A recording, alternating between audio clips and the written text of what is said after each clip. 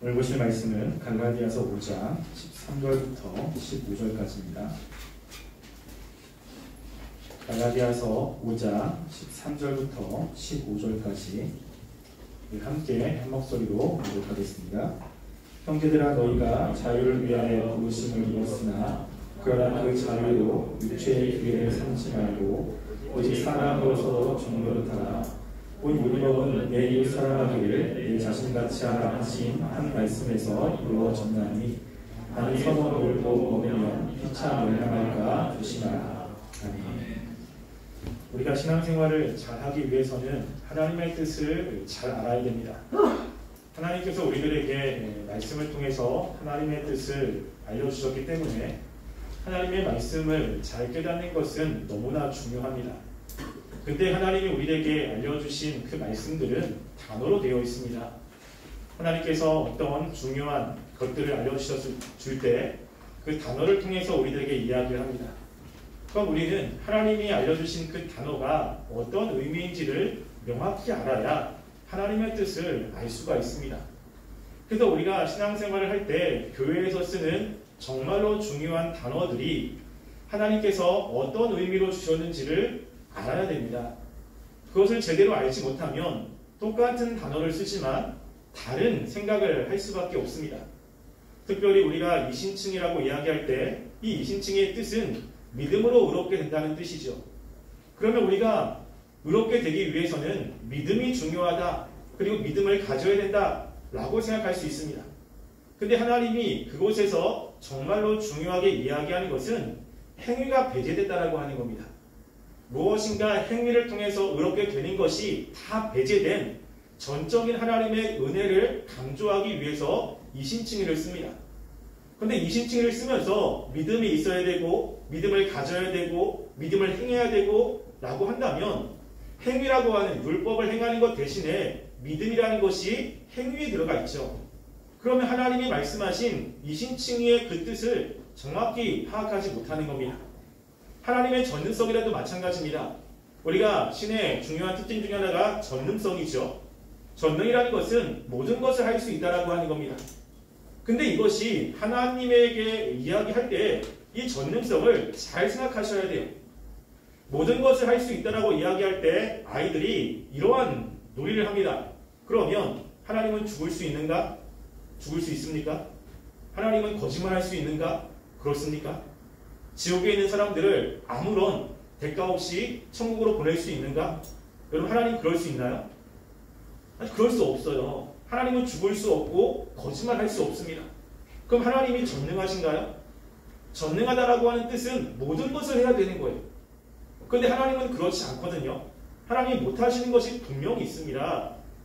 이 전능성이라고 이야기할 때 그 의미는 모든 것을 할 수 있다라고 하는 의미에서 전능성이 아니라 하나님이 하려고 하는 계획, 하려고 하는 것에 하나님이 그 능력이 부족함이 없다는 의미예요.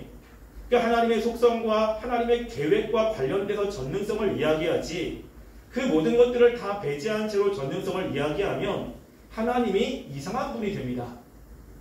우리가 지금 함께 살펴보려고 하는 자유도 마찬가지입니다.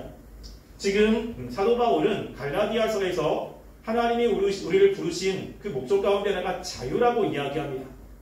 여러분, 그런데 이 자유를 뭐라고 생각하십니까? 우리가 주님 안에서 누리는 이 자유를 어떻게 생각합니까?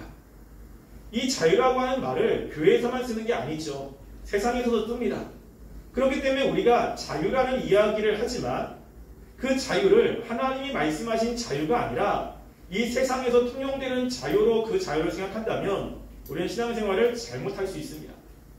제가 자유를 어떻게 쓰고 있는지 네이버 지식에 한번 물어봤습니다. 근데 거기서 이렇게 알려주더라고요. 외부적인 구속이나 무엇에 얽매이지 아니하고 자기 마음대로 할 수 있는 상태. 법률의 범위 내에서 남에게 구속되지 아니하고 자기 마음대로 하는 행위. 여기서 중요한 건 자기 마음대로 하는 게 중요한 거예요. 그러면 이 자유가 우리 마음대로 하는 것이다 라고 생각을 한다면 우리가 13절에서 걸립니다. 13절 마지막에 보면 오직 사랑으로 서로 종노릇하라 라고 이야기를 하는데 종노릇한다는 것은 내 마음대로 하는 게 아니잖아요. 자유는 분명히 내 마음대로 하는 건데 성경에서는 종노릇하라고 이야기해. 그럼 자유가 없는 거죠. 무엇인가 맞지가 않습니다. 1941년에 루즈벨트 대통령이 그 한 유명한 선언 가운데 자유와 관련된 선언이 있습니다. 4가지 자유를 이야기하는데 그것은 어디서나 말할 수 있는 자유, 어디서나 예배할 자유, 어디서나 궁핍하지 않을 자유, 어디서나 두려워하지 않을 자유. 이 4가지를 이야기합니다. 근데 이 4가지가 성경에서 나오는 이것과 맞는가? 그렇지 않아요.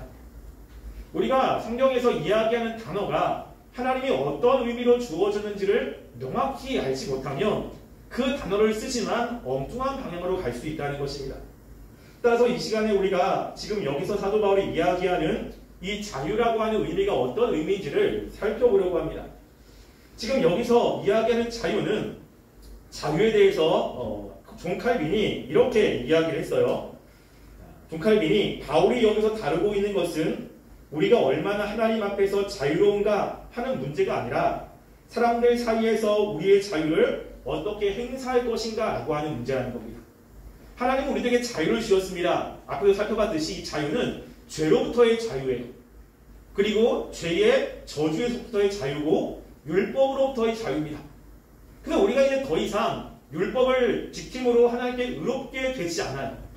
그리고 율법을 어김으로 하나님의 저주와 심판에 빠지지 않습니다. 그래서 우리가 율법을 지키지 않아도 우리 하나님을 믿는, 예수님을 믿는 믿음만 있으면 하나님이 우리에게 많은 특권을 주고 그리고 은혜를 베풀어 주십니다. 그러니까 우리가 굳이 율법에 매일 필요는 없어요. 내가 율법을 못 지켰다고 하나님 나를 심판하면 어떻게 하지? 내가 지옥에 가면 어떡하지? 이런 두려움 필요 없습니다. 죄가 있지만 이 죄가 우리를 지옥으로 인도하는 것에 대한 두려움 가질 필요가 없어요. 이런 것에 대한 자유가 있다는 것이요.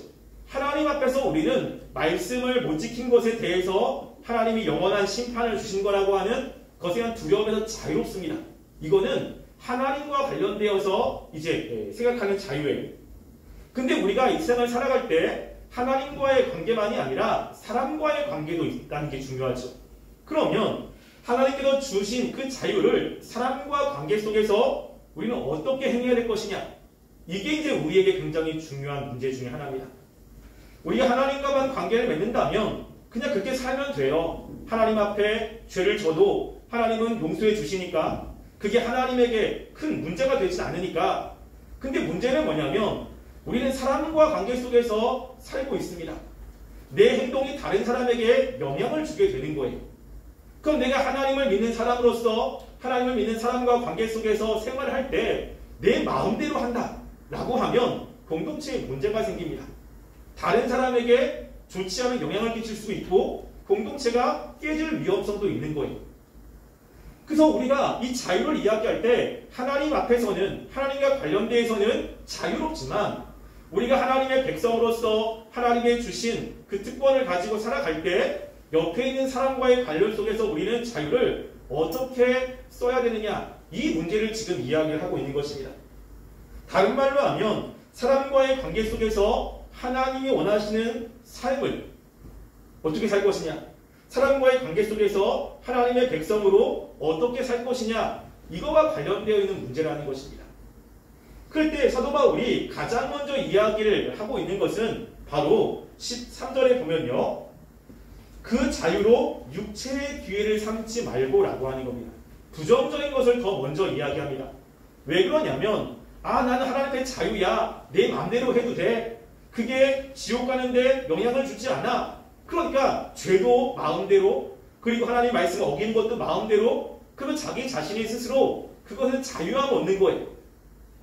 그래서 왜 그러냐, 우리가 예수님을 믿음으로 하나님이 우리들에게 자유를 주었기 때문에 그렇게 살아도 된다라고 하면서 방탕하게 살 수 있습니다. 그래서 우리가 죄를 져도 마음 가운데 뭐가 있냐면 회개하면 되지 뭐, 나는 죄를 져도 하나님이 다 용서해 주시니까, 하나님이 나를 사랑하니까 하나님께 가서 회개하면 용서를 받으니까, 이런 생각을 가질 수 있죠. 그러니까 이런 생각들이 그 당시에도 있었던 것 같아요. 그래서 가장 먼저 뭘 이야기하냐면 부정적으로 육체의 기회를 삼지 말라는 것입니다. 육체라고 하는 것은 죄와 관련되어 있습니다. 그래서 육체는 우리의 몸만 이야기하는 것이 아니라 죄의 경향성을 이야기를 하죠. 그래서 우리가 육체라고 하면 이 죄가 이끌어가는 방향을 이야기를 합니다. 즉 자기 중심성, 자기의 정욕을 위해서 살아가는 거, 남들을 무시하고 내가 더 높은 자리에 올라가려고 하는 거, 모든 것을 내 중심적으로 하려고 하는 이 경향성이 있습니다. 그런데 그 경향성으로 기회를 삼지 말라는 거예요. 기회라고 하는 단어의 뜻은요, 군사적으로 공격이 개시되는 장소, 작전 기지입니다. 뭐냐면 그렇게 행하는 것에 대한 그 기저에 하나님이 나에게 자유를 주었기 때문에 그러는 거야. 내가 그렇게 해도 하나님 앞에 내 하나님이 나를 용서해 주시기 때문에 괜찮아. 이런 생각을 갖지 말라는 겁니다. 하나님이 주시는 그 자유로 내가 내 마음대로 하고 그리고 내가 하고 싶은 대로 하는데 그게 내 정욕과 관련되어 있어요. 죄와 관련되어 있습니다. 다른 사람에게 피해를 주는데 나만 괜찮으면 괜찮다는 것과 관련되어 있는 그 생각을 버리라고 하는 거예요. 그렇지 않다는 것입니다. 여기서 하나님께서 자유를 주셨다라고 했을 때 하나님이 우리를 하나님의 백성으로 부르셨어요. 그때 하나님께서 생각하고 있는 것은 맨 처음 하나님이 아담과 하와를 창조했을 때의 그때의 상태입니다.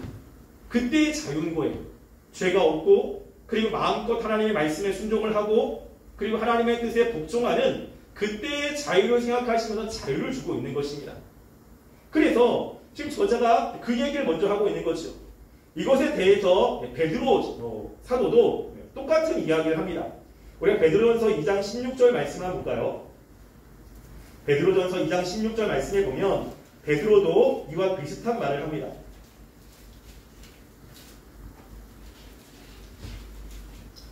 베드로전서 2장 16절입니다. 함께 읽어보겠습니다. 읽겠습니다. 시작. 너희는 자유가 있으나 그 자유로 나를 가리는 데 쓰지 말고 곧 하나님의 종과 같이 하라. 아멘. 여기 보면 너희가 자유가 있다는 거죠.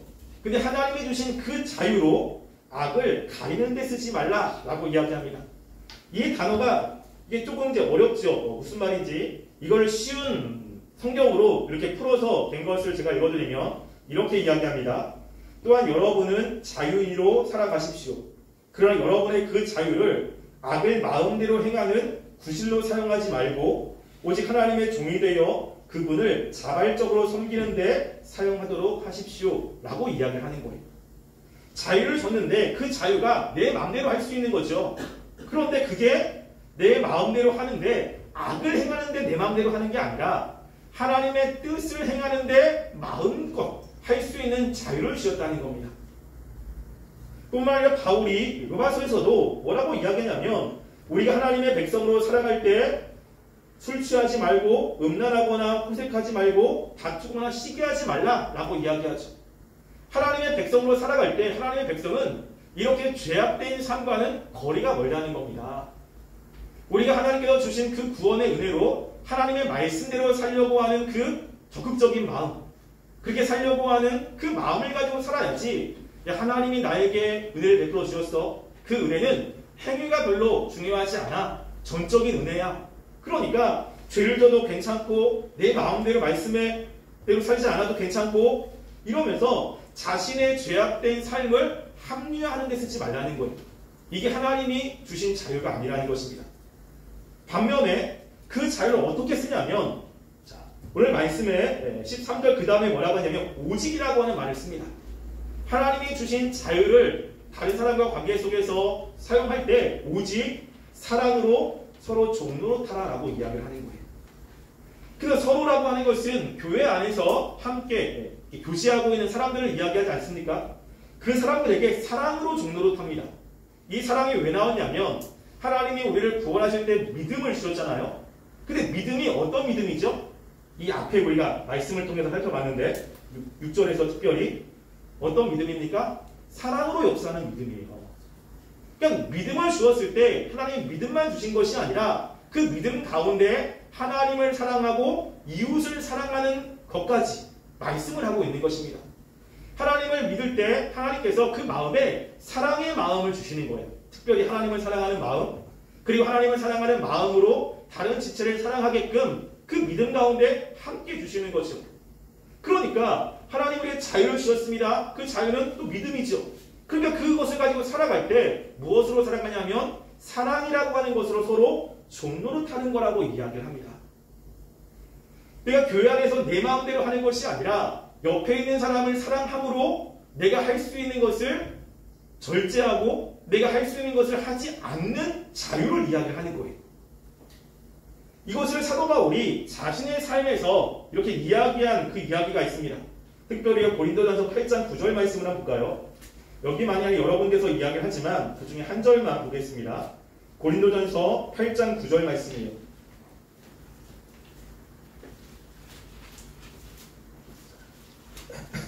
고린도전서 8장 9절 말씀 함께 읽어보겠습니다. 시작. 그런즉 너희의 자유가 믿음이 약한 자들에게 걸려 넘어지지 않는 것이 되지 않도록 조심하라. 아멘. 이 말씀은 우상의 제물에 관한 말씀을 하고 있습니다. 즉 고린도 교회 당시에 많은 신전에서 제사를 드립니다. 그 제사를 드릴 때 고기를 사용하죠. 그러면 그 제사를 드렸던 그 고기가 시장으로 내려옵니다. 그래서 사람들에게 이제 판매가 되고 있는데 그 유대인 예수 믿는 사람들이 사는 그 고기가 다 이방신에게 제사를 드린 고기인 거예요. 그러니까 하나님만 섬겨야 되는데 이방신에게 제사를 드린 그 고기를 사가지고 먹어도 되느냐라고 했을 때 믿음이 연약한 사람들이 찝찝한 겁니다. 그러니까 그 고기를 안 사는 거죠. 그런데 성경에 보면 그 바울이 뭐라고 하냐면 먹는 거 괜찮다. 그 먹는 게 별로 하나님 앞에 죄짓는 게 아니다. 음식은 다 하나님이 주셨기 때문에 이방 신전에게 제사를 지는 고기 먹어도 괜찮다라고 이야기하는 거예요. 그 믿음이 강한 사람들은 그걸 먹는데 꺼름직하지 않습니다. 근데 문제는 뭐냐면 믿음이 약한 사람들이 그걸 보면서 마음이 실족을 하는 거예요. 믿음이 강한 사람들은 먹어도 아무렇지도 않은데 믿음이 약한 사람들은 어떻게 이방신에게 드린 재물을 먹을 수 있지? 어떻게 이방신에게 드린 그것을 가지고 올 수 있지? 마음에 실족이 되는 거예요. 사도 바울이 뭐라고 이야기하냐면 야 내가 하나님의 말씀에 그걸 먹어도 괜찮은데 그런데 다른 사람들이 실족이 되면 내가 먹을 수 있는 자유를 제한하겠다는 거죠. 그들이 실족이 되면 그것을 먹지 않겠다라고 하는 겁니다. 여러분 저희가 저희 어머니가 사는 집에 3층이거든요. 근데 5층에 무당이 있어요. 무당이. 근데 무당이 굿을 많이 해요. 그러면 굿을 하게 되면 떡을 하잖아요. 그러면 그 동을 다 돌리는 거예요. 저희 어머니 집도 띵동띵동 거려가지고 왜 그러십니까? 굿을 했는데 이 떡을 좀 드십시오. 그럼 받아야 됩니까? 말아야 됩니까? 먹어야 됩니까? 먹지 말아야 됩니까? 어떻게 해야 돼요? 대답 좀 해주세요. 먹어야 돼요? 먹지 말아야 돼요? 먹어야 될 거죠. 먹어도 신앙적으로 아무 문제가 없어요. 먹어도 돼요. 굳이 그거 가지고. 그러니까 성경에 보면 아무 문제 없습니다. 근데 믿음이 약한 사람은 마음이 꺼름직한 거죠. 먹으면 왠지 죄 짓는 것 같고 먹으면 왠지 우상이 그걸 먹은 거기 때문에 뭔가 이제 부정이 탈 것 같은 그런 느낌? 이런 생각이 들잖아요. 그럼 사도 바울이 뭐라고요? 먹지 마라 라고 하는 거예요. 내가 그 사람이 연약하고 넘어질 것 같으면 먹지 말라고 하는 것입니다. 여러분 교회 안에도 그런 게 있어요. 여러분 술 문제 특별히 여러분 술 먹으면 됩니까? 안 됩니까? 먹으면 지옥 갑니까? 그렇지 않죠? 술 먹는 게 그게 먹을 수 있어요. 조심해야 되는데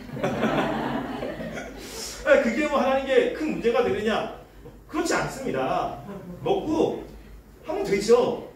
근데 문제는 뭐냐면 그 술을 나는 괜찮아요. 먹을 수 있다고 생각해요. 그런데 내가 술 먹는 모습을 다른 사람이 봤어. 근데 그것 때문에 실족을 하지. 다른 사람이 그것 때문에 어떻게 그럴 수 있지? 라고 생각을 하는 거예요. 여러분 그러면 나 때문에 그 사람이 실족이 되면 사도 바울이 뭐라고요? 난 먹을 수 있지만 먹지 말라는 거예요. 여러분 예전에 우리나라에 온 선교사님 중에 정말 유명한 선교사님들이 되게 많습니다. 그분들이 와서 교회를 세우고 신학교에 들어가서 정말로 많은 사람들을 가르쳤어요. 어떤 분이 이제 우리나라에서 그분한테 정말로 많은 영향을 받은 거예요. 그래서 그 선교사님이 기간이 되어서 이제 고국으로 돌아간 겁니다. 그래서 그 선교사님에게 또다시 이제 배움을 청하기 위해서 그분이 계신 곳으로 간 거예요. 그래서 그분이 계신 학교로 가가지고 열심히 공부를 했습니다. 그 수업 시간에 너무 반가워서 인사를 하려고 딱 간 거예요. 그런데 성령사님의 모습에 경악을 했습니다. 성령사님이 쉬는 시간에 그 창문을 딱 열고 담배를 피고 있는 거예요. 그 성령사님이 꼴초였거든요. 근데 그곳에는 아무 문제가 되지 않아요. 너무 보편적이기 때문에. 근데 우리나라는 담배 피면 안 되니까 그가 할 수 있는 자유를 제한한 거예요. 그래서 그곳에서는 담배 피워도 괜찮으니까 그게 다른 사람에게 영향을 주지 않으니까 거기서 하고 있는 거죠. 여러분 여기서 이게 지금 사도 바울이 이야기하는 자유와 관련되어 있습니다. 하나님과의 관계에서 괜찮아요. 근데 그것 때문에 다른 사람이 실족됐다. 그러면 이게 문제가 되는 겁니다. 그러면 분명하게 내가 다 할 수 있지만 하나님과의 관계 속에서 덕을 세워야 되고 다른 사람을 세워줘야 되는 사람이기 때문에 나 때문에 다른 사람이 실족이 되고 나 때문에 다른 사람이 마음이 상한다면 나는 괜찮지만 다른 사람 때문에 내 자유를 제한시키겠다라고 이야기를 하는 거예요. 그거를 사랑으로 종로를 탄다라고 이야기를 합니다. 고린도전서 9장 19절 말씀에도 다윗이 비슷하게 이야기를 합니다. 19절 말씀에 보면 바울이 이렇게 이야기합니다. 내가 모든 사람에게서 자유로우나 스스로 모든 사람에게 종이 된 것은 더 많은 사람을 얻고자 함이라 라고 이야기해요. 바울이 자유로워요. 근데 다른 사람에게 종이 된 거예요. 왜냐하면 다른 사람들이 실족하면 자꾸만 자기가 할 수 있는 것들을 제한하는 겁니다. 자기의 자유가 다른 사람 때문에 제한을 받고 있는 거예요. 나는 그렇게 해도 괜찮은데 실족을 하니까 자꾸만 마음 상하니까 자기가 할 수 있는 것들을 안 하려고 하는 겁니다. 근데 왜 그렇게 한다고요? 많은 사람을 얻고자 하는 거예요. 이게 하나님이 원하시는 삶이라고 이야기를 하는 것입니다. 근데 우리가 자유라고 이야기할 때 하나님과의 관계에서는 괜찮아요. 할 수 있어요. 하나님이 그것 때문에 뭐라고 하거나 그것 때문에 구원이 취소되거나 그렇지 않습니다. 그런데 우리 하나님과의 관계만 중요한 것이 아니라 사람과의 관계도 있는 거죠. 하나님이 구원한 그 사람, 나 때문에 실족하면 안 되고 내가 이 세상에 살아가는 삶이 교회에 도움이 되어야 되고 교회의 덕을 세워야 되는 사람이잖아요. 그러면 나 때문에 다른 사람이 실족이 된다면 내가 해도 괜찮은 것들을 제한하겠다라고 이야기를 하는 겁니다. 그러면서 그 다음 말씀에 사도 바울이 뭐라고 하냐면 갈라디아서 5장 14절 말씀에 이렇게 이야기합니다. 온 율법은 내 이웃 사랑하기를 내 자신같이 하라신 한 말씀에서 이루어졌나니 라고 이야기해요. 온 율법, 모든 율법은 네 이웃을 사랑하기를 자신과 같이 사랑하라 라고 하는 것으로 다 이루어졌다는 것입니다. 여러분 근데 율법에는 두 가지 사랑을 이야기를 해요. 하나는 하나님의 사랑과 하나는 이웃 사랑이에요. 근데 지금 여기서 이야기하는 것은 하나님의 사랑이 빠졌어요. 그 율법이 그냥 사람과 관계 속에서 다른 사람을 사랑하는 것만 있는 것처럼 이야기합니다. 그럼 왜 이렇게 얘기를 할까요? 뭔가 의도가 있어요. 존 칼빈이 이것에 대해서 이렇게 쓴 것을 보았습니다. 하나님은 우리에게 서로 사랑하라고 명령하시고 서로 사랑하는 그 형제 사랑에 의하여 우리가 하나님을 사랑하는 여부를 확인하기를 원하신다 라고 이야기를 합니다. 우리 하나님을 사랑하죠. 그렇죠? 근데 그 하나님의 사랑이 어디로 나타나야 되냐면 사람을 사랑하는 것으로 나타나야 돼요. 우리가 사람과 관계 속에서 상처를 많이 받습니다. 그게 너무 힘들어요. 근데 그 힘든 것을 하나님을 사랑하는 마음으로 이기고 사람들에게 사랑을 흘려보내야 되는 거거든요. 그 사람만 보면 굳이 흘려보낼 필요가 없어요. 안 하고 싶은 겁니다. 근데 그 사람이 하나님이 사랑하는 사람이고 하나님이 구원한 사람이에요. 하나님이 아니면 굳이 내가 그렇게 할 필요가 없는데 하나님이 계시기 때문에 그 하나님을 사랑하니까 그 사랑을 흘려보내는 것입니다. 이게 하나님이 원하시는 것이라는 거죠. 여러분 혹시 금쪽이라고 하는 거 혹시 보십니까? 오은영 씨의. 그 중에서 한 엄마가 금쪽 상담소에 와가지고 이런 이야기를 하는 거예요. 그 엄마에게는 딸이 있습니다. 3명이가 있는 것 같아요. 첫째 딸이 너무 엄마를 좋아하고 엄마도 첫째 딸을 너무 좋아해요. 엄마가 오면 애교도 정말로 많이 부리고 그리고 엄마가 하라는 거 다 합니다. 엄마가 싫어하는 것은 하나도 안 해요. 엄마가 볼 때 너무너무 예쁜 그러한 딸이에요. 근데 문제는 뭐냐면 이 딸이 동생들을 그렇게 때려요. 그렇게 구속하고 그렇게 잔소리를 합니다. 그래서 동생들이 이 첫째 그 언니를 너무 무서워해요. 왜 그런가? 촬영을 통해서 봤더니 이 아이 마음속에 엄마를 너무 좋아하는 거예요. 근데 동생들이 보니까 엄마를 속상하게 만들어. 엄마가 하지 말라는 것들을 하고 엄마가 장난감 어지럽게 하는 거 너무 싫어하는데 장난감을 어지럽게 해요. 그럼 첫째가 어떻게 하냐면 동생들에게 뭐라 그러는 거야. 그래서 치우라고. 뭐 조금만 잘못하면 계속 잔소리를 하는 거예요. 그리고 말 안 들으면 뒤통수를 때리고 엄마가 없으면 그렇게 푹 끓일 수가 없어요. 그러니까 엄마가 그 모습을 보고 너무 충격을 받은 겁니다. 그래서 그 오은영 박사가 그런 얘기를 하는 거예요. 이 아이는 엄마를 너무 사랑하는 거죠. 그러니까 엄마가 마음 아픈 것을 다 차단시키는 겁니다. 여러분 근데 그 모습을 엄마가 봤을 때 그 아이가 이뻐 보일까요? 엄마는 첫째도 사랑하지만 둘째, 셋째도 사랑해요. 그러면 첫째가 둘째가 조금 힘들어질 때 도와줬으면 좋겠고 좀 친절하게 대했으면 좋겠는데 이 첫째는 엄마를 사랑하니까 그 엄마 말씀대로 듣지 않은 동생을 그렇게 때려요. 엄마가 굉장히 충격을 받았어요. 그럼 엄마를 제대로 사랑하는 것이 아니죠. 우리가 하나님을 사랑한 것도 마찬가지입니다. 우리는 하나님을 사랑한다고 자꾸만 하나님이 원하시는 것을 하지 않는 사람들 정죄를 하는데 하나님은 뭐라고 이야기하냐면요. 하나님을 사랑한다면 하나님을 사랑하는 그 사람들을 품어주라고 이야기해요.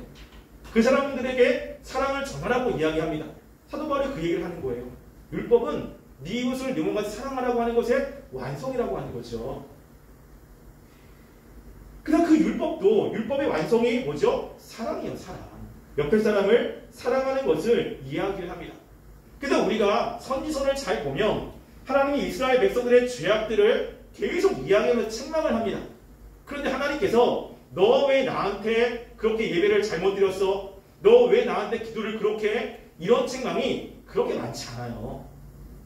뭐가 굉장히 많냐면 왜 공의를 굳게 하고 왜 뇌물을 받고 왜 어려운 사람들을 그렇게 힘들게 만들고 이런 것들을 정말로 많이 이야기합니다. 하나님과의 관계와 이야기하는 것이 아니라 그들이 살아가는 삶에서 다른 사람들을 힘들게 만드는 것 그리고 불의한 것 이런 것들을 이야기해요. 정말로 하나님을 사랑한다면 하나님이 원하시는 질서 그리고 하나님이 원하시는 그 사랑을 흘려보내는 삶을 살아야 될 텐데 하나님과의 관계가 그렇게 좋지 않으니까 하나님 뭘 원하시는지 잘 모르는 거지. 그냥 율법의 말씀 그것대로 그냥 하면 된다고 생각하는 겁니다. 근데 거기에 하나님의 마음이 뭔지를 몰라요. 하나님이 어떤 마음을 가지고 계신지 이것에 대해서 이해가 별로 없는 겁니다. 오히려 그럴 때가 참 많습니다. 근데 하나님께서 우리에게 원하시는 것은 하나님 말씀대로 그냥 사는 것가 아니라 하나님이 가지고 계신 그 마음이 뭔지를 아는 거예요. 그리고 그 하나님의 마음을 읽고 그 하나님의 마음에 흡족한 행동들을 하는 것 그게 하나님이 기뻐하시는 행동이겠죠. 그것은 뭐냐면 사랑이에요. 사랑. 내 마음대로 다 할 수 있는 게 아니라 그 자유를 제한하면서 다른 사람들을 사랑해주고 다른 사람 때문에 내 자유를 제한하면서까지 그들을 세우려고 애쓰는 것 이게 하나님이 원하시는 모습이라는 것입니다. 그러면서 마지막 15절에 뭐라고 이야기하냐면요.